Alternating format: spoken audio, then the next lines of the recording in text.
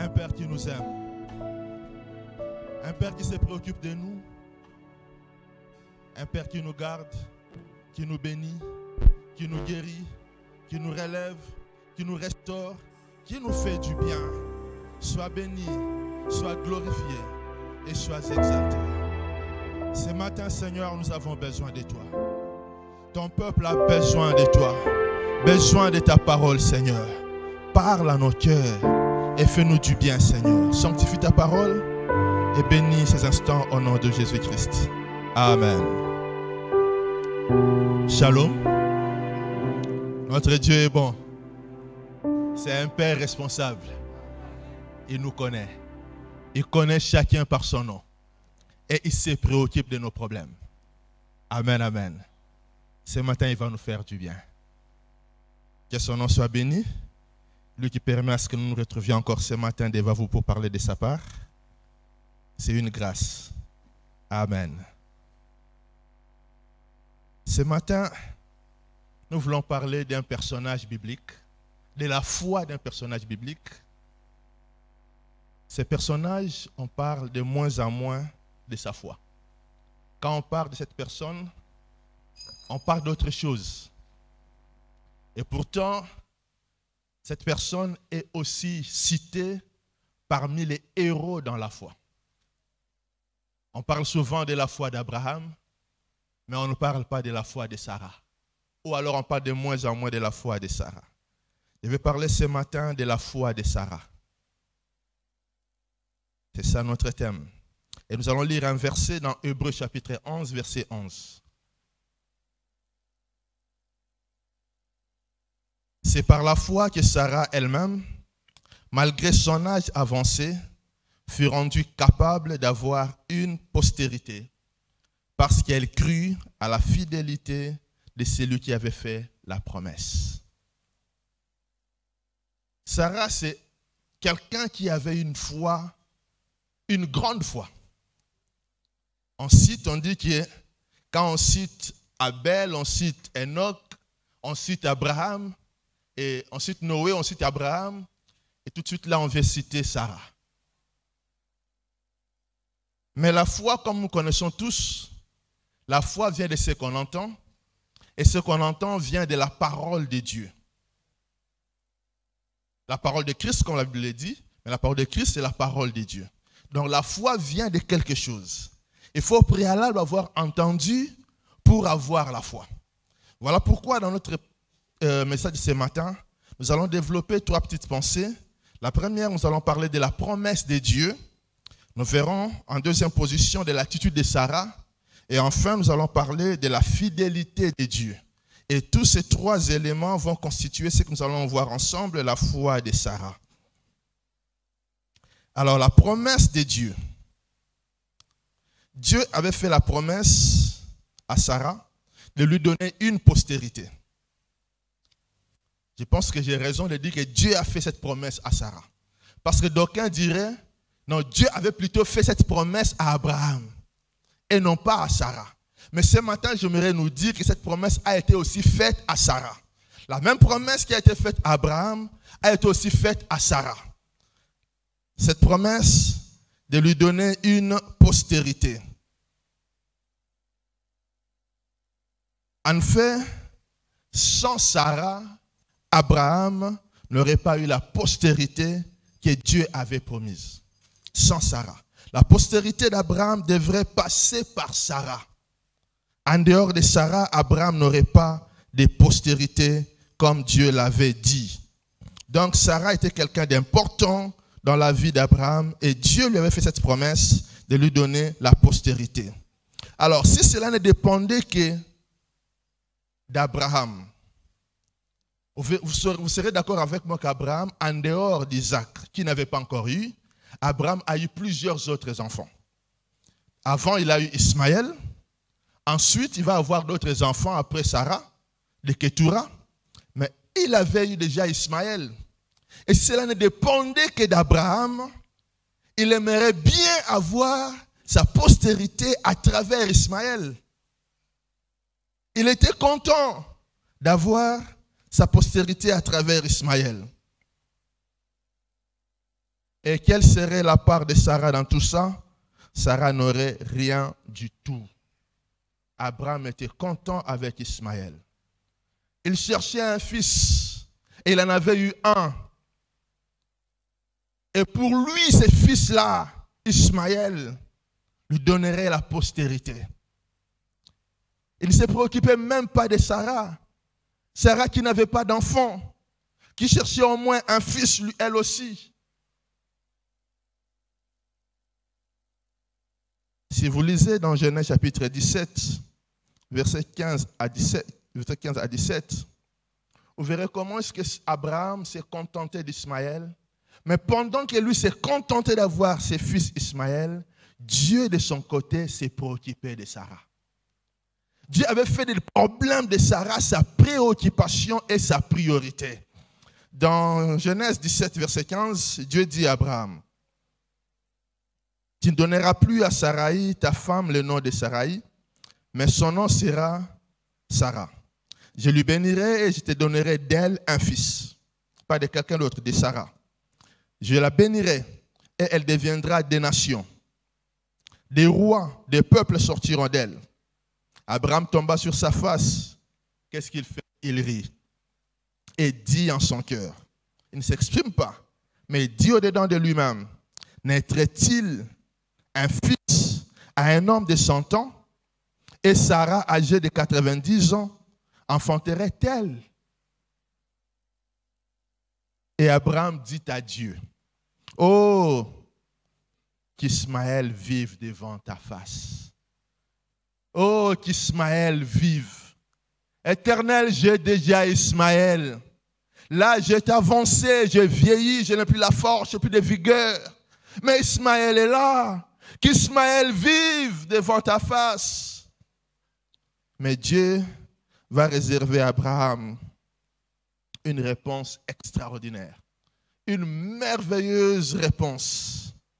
Qu'est-ce que Dieu va dire à Abraham? Au verset 19. Dieu va lui dire, certainement, Sarah, ta femme, t'enfantera un fils et tu l'appelleras du nom d'Isaac. J'établirai mon alliance avec lui comme une alliance perpétuelle pour sa postérité après lui. Pendant qu'Abraham se préoccupe de sa situation, il voit qu'il a déjà atteint le but, il a déjà Ismaël. Mais Dieu avait fait la promesse, bien sûr, à Abraham et à Sarah. Cette promesse n'était pas encore réalisée. Abraham dit non, qu'Ismaël vive. Il demande cela à Dieu. Mais Dieu lui dit, au lieu que Dieu lui réponde sur Ismaël, sur ses fils, Dieu dit non, Sarah. Pas n'importe quelle Sarah, ta femme. Sarah, ta femme. C'est d'elle que tu auras un fils. C'est d'elle que tu auras la postérité. Parce qu'Ismaël ne va pas susciter une postérité pour toi. La postérité issue d'Ismaël sera pour Agar. Du reste, si vous lisez au chapitre 16, et ce que Dieu dit à Agar, quand Dieu parle d'Ismaël, dit non, j'ai entendu ta voix alors qu'il pleurait. Il dit non, tu enfanteras un fils, tu donneras le nom d'Ismaël. Et Dieu dit qu'il va le bénir aussi en sa manière. Mais non pas dans la lignée d'Abraham, non pas pour Abraham. Mais Abraham ne serait béni qu'à travers Sarah. Pas à travers quelqu'un d'autre, pas à travers Agar. Dieu s'est préoccupé de Sarah. Sarah n'était pas seule. Même pendant qu'Abraham, lui, voyait que non, avec Ismaël, ça va déjà. Du reste, c'était venu de Sarah. Il n'en fera pas un problème. Non, Dieu était encore en train de se préoccuper de Sarah. La situation de Sarah était une priorité pour Dieu. Mais quand nous continuons la lecture, quand nous continuons à examiner la vie de Sarah, nous allons voir comme une forme de paradoxe.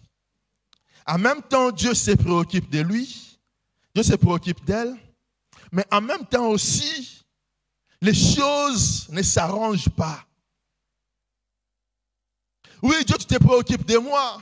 Tu es un père bien, un père capable, mais ma situation ne change pas. La promesse à l'égard de Sarah était toujours différée.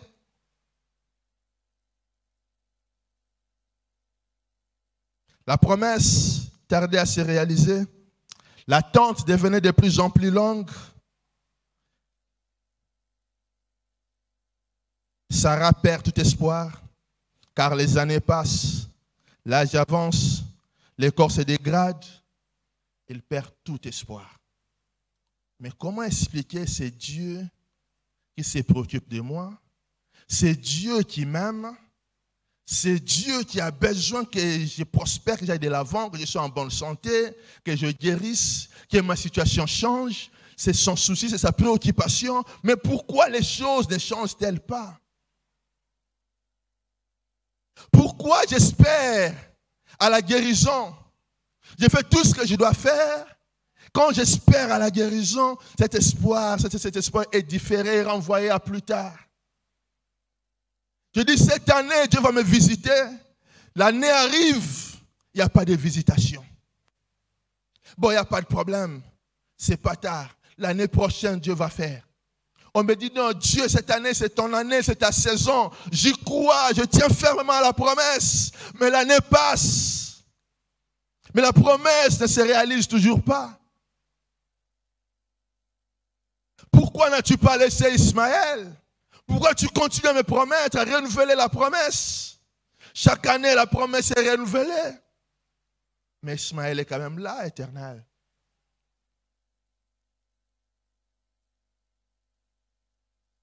La promesse, bien sûr, elle est différée, mais elle n'est pas annulée. La promesse est quand même là. Elle n'est pas annulée. Les réalités que nous rencontrons, les réalités compliquées, difficiles, qui nous arrivent, au point de perdre même la foi, si je peux parler ainsi. Parce que ma situation est tellement compliquée, j'ai appliqué ma foi, j'ai cru en Dieu, j'ai cru en la promesse de Dieu, j'ai confessé cette promesse. Finalement, l'âge avance, je perds l'espoir, je suis malade, la même maladie a emporté tel autre. Qu'est-ce que ça va changer pour moi? Je perds espoir. Je perds presque la foi. Ou alors ma foi est combattue, est éprouvée. Mais je vais dire à quelqu'un ce matin, même si tu faiblis dans ta foi, au regard de la réalité qui est la tienne, Dieu ne va pas annuler sa promesse pour autant. Et même, il ne va pas changer son attitude par rapport à toi. Il ne va pas dire, puisque tu es fatigué dans la foi, puisque tu n'as pas encore tenu jusqu'au bout, non, moi je t'abandonne, je change. Non, il ne va pas changer d'attitude. Il t'aime encore. Il se préoccupe encore de ta situation. Il est là avec toi. Tu n'es pas seul. Il est là. Il te soutient. La promesse, même si elle est différée, elle est là. Elle est encore là. Elle est d'actualité. Qui a fait la promesse? C'est Dieu. Ce n'est pas un homme. C'est Dieu qui a fait la promesse. Vous n'avez pas besoin d'avoir une promesse spécifique. Nous n'avons même pas besoin. Si Dieu me donne une promesse spécifique, c'est bien. Mais tout ce qui est consigné dans la parole de Dieu, c'est ma promesse. Ce sont mes promesses. Dieu me les a faites. Dieu te les a faites. Ce sont tes promesses. Et ces promesses ne sont pas annulées. Amen. Mais face à toute cette situation difficile auquel Sarah fait face, Sarah va tomber dans certaines situations. Et permettez-moi de parler de l'attitude de Sarah. Et je relève deux attitudes de Sarah. J'en relève deux. La première, c'est que Sarah se culpabilise. Elle se croit être à la base du malheur d'Abraham parce qu'elle n'arrive pas à lui donner un enfant, à lui donner un fils. Selon Sarah, c'est à cause de sa stérilité. C'est parce que je suis stérile que mon Seigneur n'est pas heureux. Mon Seigneur n'est pas heureux parce que je n'arrive pas à lui donner un fils. Si seulement je étais féconde, si seulement je pouvais lui donner un fils, mon Seigneur serait heureux. Or, je suis stérile. Je ne peux pas le faire. Je ne peux pas le faire. En réalité, Sarah pose un mauvais diagnostic. Nous pouvons dire qu'elle a raison. Quand elle examine sa situation, elle se rend compte qu'elle est stérile, elle ne peut rien, elle n'en peut absolument rien. Mais en tant que fille de Dieu, un tel diagnostic est faux. Non seulement elle fait un mauvais diagnostic, la conséquence, elle va proposer un mauvais remède. Que va-t-elle faire? Elle va trouver la solution. Elle va proposer à Abraham de prendre sa servante pour susciter une postérité. Genèse 16, 1 à 3. Sarai, femme d'Abraham, ne lui avait point donné d'enfant. Elle avait une servante égyptienne nommée Agar. Et Sarai dit à Abraham, « Voici l'Éternel m'a rendu stérile. Viens, je te prie, vers ma servante. Peut-être aurai-je par elle des enfants. » Abraham écouta la voix de Sarai. Alors, Sarai, femme d'Abraham, prit Agar l'Égyptienne, sa servante, et la donna pour femme à Abraham, son mari. Après qu'Abraham eut habité 10 années dans le pays de Canaan. Donc Abraham va aller auprès d'Agar et Abraham aura un fils qu'on va appeler Ismaël. Pourquoi? Parce que Sarah se condamne et elle veut rendre son mari heureux. Et elle va poser un acte qu'il ne fallait pas. Et ce qui arrive à beaucoup aujourd'hui, dans le couple, quand une telle situation arrive, il y a beaucoup de propositions, de solutions palliatives. Mais malheureusement, ces solutions, pour la plupart d'entre elles, ne sont pas bonnes. Ce sont des solutions qui éloignent de Dieu, des solutions qui ne sont pas dans la voie et dans la volonté de Dieu. Ce matin, je vais vous proposer comme solution, dans ce genre de situation, qu'est-ce qui serait mieux de faire? Moi, je pense que quand les situations nous dépassent et que nous ne comprenons pas grand-chose, le mieux à faire, c'est de nous taire et de ne rien faire. Amen. C'est taire et de ne rien faire. Parce que ça dépasse, ça nous dépasse. C'est au-delà de nos moyens, au-delà de nos possibilités, au-delà de nous. Ce n'est pas à notre portée, à notre niveau. Ce que moi je m'aimerais bien faire, c'est de se taire. Sinon, nous risquons de commettre des erreurs pour lesquelles nous allons regretter toute notre vie. Et Sarah a regretté toute sa vie. Non seulement elle a regretté, mais aussi ses fils n'ont pas apporté le bonheur. Il a plus apporté le malheur que le bonheur. Pourquoi? Parce qu'une personne avait commis une erreur. Et si Sarah avait accepté de rester même sans enfant, peut-être que cette situation n'arriverait pas. Et elle ne resterait pas sans enfant parce que Dieu était de son côté. Dieu s'est préoccupé d'elle. La situation de Sarah était gérée à une autre dimension, à un autre niveau.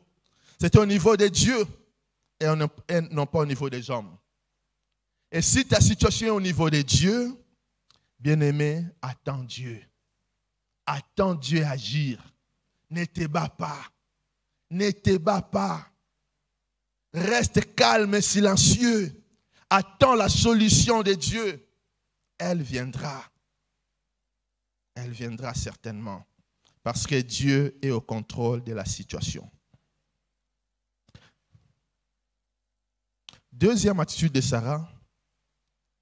Sarah va considérer son âge et celui de son mari. Elle va faire une réflexion tout à fait logique et même une réflexion que la science ne va pas contredire. Elle va se dire, Là, nous sommes dans Genèse 17, 9 à 15. Elle va se dire qu'elle-même est déjà vieille, son mari est aussi vieux.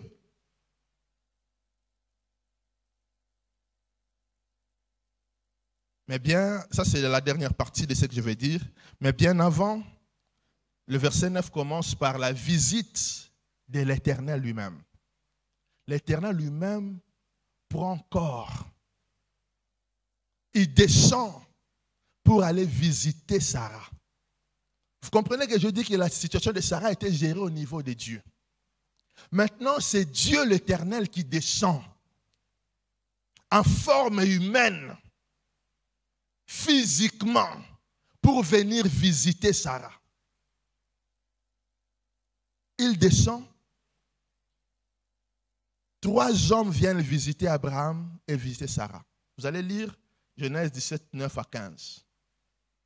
Quand ils arrivent, ils posent la question à Abraham. Où est ta femme Sarah? Et ces hommes, la Bible dit, l'Éternel va dire. Donc parmi ces 3 hommes, l'Éternel était là. Oui, on commence par parler de l'ange de l'Éternel, mais ici le verset va dire l'Éternel lui-même.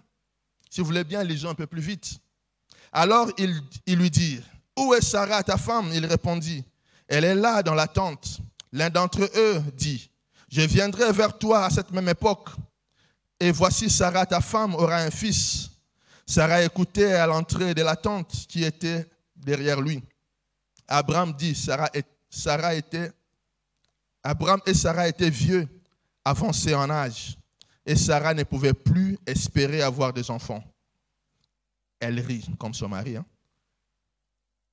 Elle rit en elle-même en disant, maintenant que je suis vieille, aurais-je encore des désirs? Mon Seigneur aussi est vieux.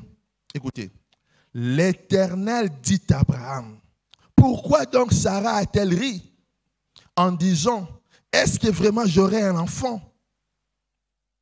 Moi qui suis vieille, y a-t-il rien qui soit étonnant de la part de l'Éternel?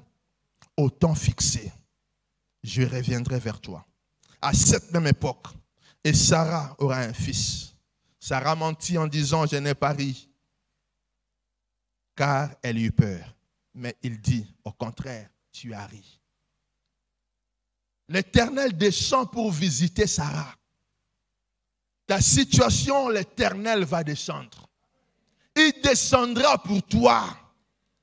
Bien-aimé, tu as mis longtemps dans cette situation. Tu as pleuré, oui, c'est vrai. Mais un jour, l'Éternel va descendre pour toi. En personne. Peut-être que tu ne le verras pas comme ça, mais croyez-moi que l'Éternel viendra.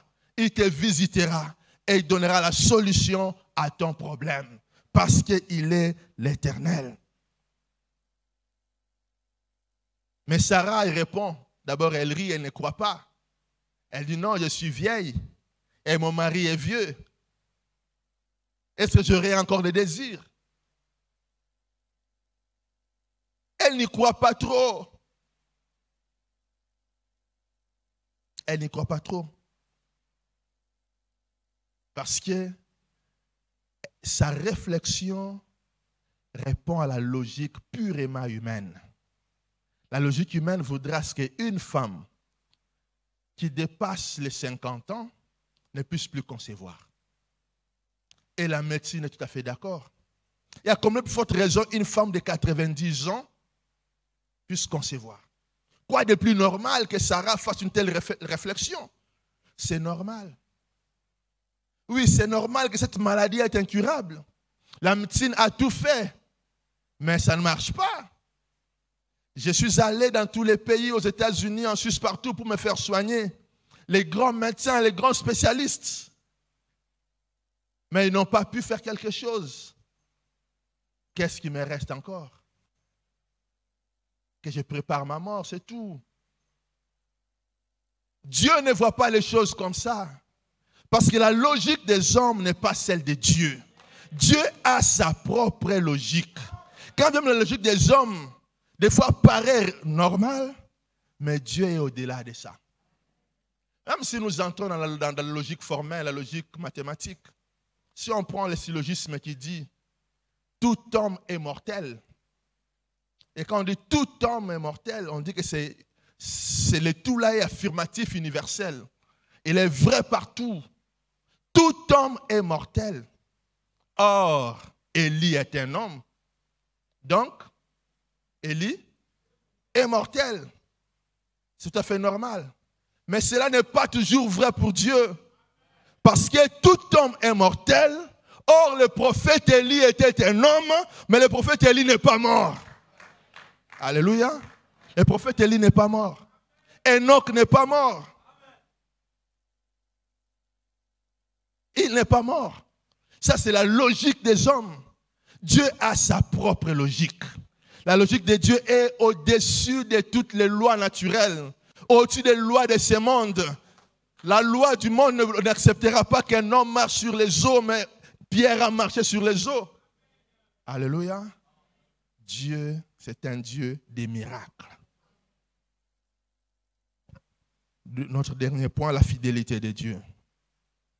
Dieu est fidèle et sa fidélité ne dépend pas des circonstances. Vous savez, quand l'homme cesse d'être fidèle, Dieu, lui, demeure fidèle.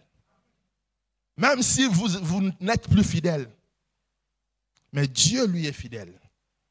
2 Timothée 2,13 dit, « Si nous sommes infidèles, il demeure fidèle, car il ne peut se régner lui-même. » Dieu ne peut pas se régner lui-même. Il est fidèle, il reste fidèle.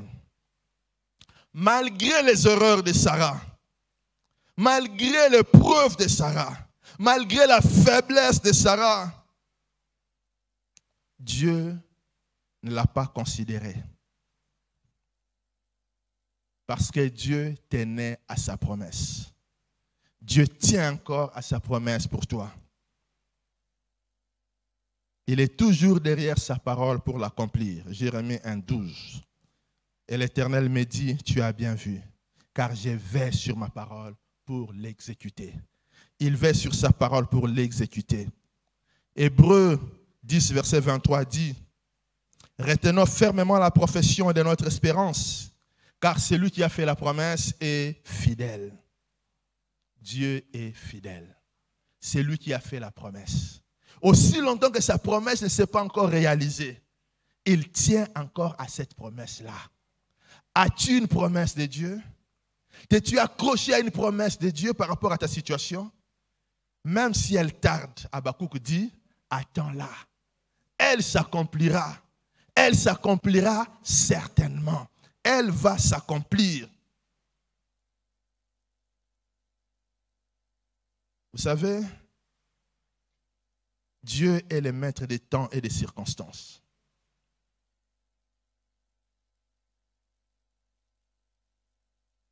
C'est lui qui crée les circonstances. Sarah, vous savez, Sarah est morte à quel âge? Je crois à 125 ans. Je crois à 125 ans. C'est ça, non? Je crois que c'est à 125 ans. Et elle croyait qu'elle était sur le point de mourir. Mais Dieu lui a ajouté des années. Amen. Vous savez, l'homme est trop souvent pressé. L'homme est impatient. Il veut que les choses aillent vite. Malheureusement, ça ne dépend pas de lui. Dieu, lui, n'est pas pressé. Dieu n'est pas pressé car il connaît les bons moments. C'est lui qui connaît les bons moments. Non seulement il connaît les bons moments, encore, comme je venais de le dire, il est le maître des temps et des circonstances. Il s'est donné de la vigueur même à un vieux qui est avancé en âge, qui est devenu faible. Dieu peut lui donner la force. Il rajeunit les vieillards. Il ajoute le nombre d'années de vie. Il fait jaillir de l'eau dans la solitude. Il fraye le chemin dans le désert. Il guérit les malades. Il ressuscite les morts. Il est capable de tout. Et il connaît ce qu'il est en train de faire. Il connaît ce qu'il est en train de faire pour toi. Il connaît. Il est vrai que Sarah a connu une grande épreuve dans sa foi. au point de perdre tout espoir et de commettre des erreurs. Mais Sarah est restée quand même focus sur son Dieu. Parce qu'en fait, on peut connaître des problèmes, c'est normal. La situation nous fait pleurer. La foi, là, ça devient un peu compliqué. Ça arrive, ça peut toujours arriver. Vous voyez que vous êtes au bord de la mort, vous êtes sur le point de partir. Vous pouvez même perdre tout espoir. C'est normal, ça peut arriver. Ce n'est pas facile, mais la vérité de Dieu reste la vérité. Dieu est au contrôle et sa promesse subsiste encore. Tu peux connaître des hauts et des bas, des faiblesses, mais ce qui est certain, c'est que Dieu est fidèle à sa promesse. Dieu est fidèle à sa promesse. Il l'a fait. Quand Dieu a fait cette promesse, il l'a fait pas parce que nous l'avons demandé. Ce n'est pas à notre demande que Dieu nous a fait la promesse. Non, nous ne l'avons pas demandé. Mais il nous a promis pendant que nous ne l'avons pas demandé. Il nous a promis la santé que nous ne l'avons pas demandé. Il nous a promis la prospérité, nous ne l'avons pas demandé. Il nous a promis la guérison, nous ne l'avons pas demandé. Ce n'était même pas à cause de notre sainteté, de notre justice, non. Nous ne l'avons pas demandé, mais il nous a fait cette promesse.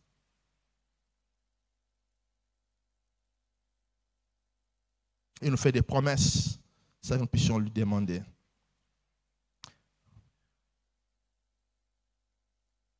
Puisque c'est lui qui a fait ses promesses, il va les réaliser. Nous pleurons parce que les choses ne se concrétisent pas, mais pleurons au pied du Maître. Pleurons restant attachés à Dieu. Pleurons plus près de lui. Quand tout semble compliqué, vous ne comprenez pas grand-chose et que vous pensez qu'il faut pleurer, pleurez plus près de lui. Amen. Et lui est au contrôle, il sait quel est le bon moment et il va agir. Amen. Si la promesse à notre solution tarde à venir, si tout semble obscur autour de nous, mais croyons au moins en la fidélité de Dieu. Amen. Si ma foi ne tient plus par rapport à la promesse, mais que ma foi se tourne au moins à la fidélité de Dieu. Oui, Seigneur, je n'arrive pas à comprendre. J'ai prié, rien ne change. Mais je sais au moins une chose, que toi, tu es fidèle. Je crois en ta fidélité. Et c'est ça la foi de Sarah. Sarah a cru en la fidélité de Dieu. C'est par la foi que Sarah elle-même, malgré son âge avancé, fut rendue capable d'avoir une postérité parce qu'elle crut à la fidélité de celui qui avait fait la promesse. Oui, je me suis battu avec ta promesse éternelle. Je ne comprends pas, mais je sais une chose. Toi qui as fait la promesse, tu y es fidèle. Une chose est d'avoir la foi, une autre chose est de croire en la fidélité de Dieu. Dieu est fidèle. Il ne va pas se renier.